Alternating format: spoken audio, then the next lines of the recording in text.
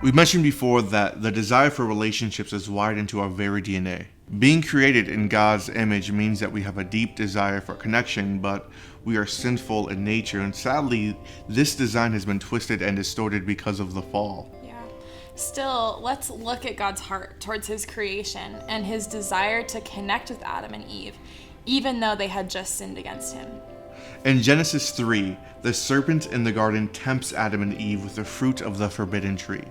When they take a bite out of the forbidden fruit, their sin, their guilt becomes evident, and they hide from God.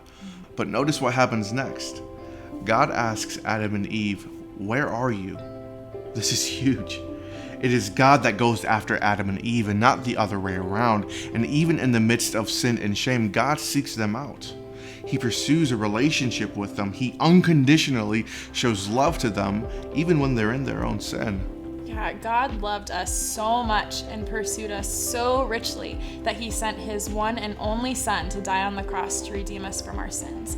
God's astonishing promise to redeem his fallen image bearers and creation through his Son comes to fruition.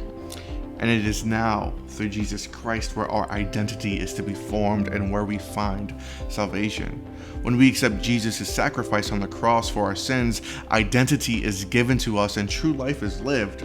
We find complete wholeness only in relationship with God through the person of Jesus Christ. Yeah, when we keep this in mind, we recognize that it's not just about what we are saved from, but what we are saved for. We recognize that we were made for purpose, to participate in relationship and community while living in obedience with Jesus Christ. Knowing and understanding this will set us up to truly understand God's design for sex, sexuality, and relationships.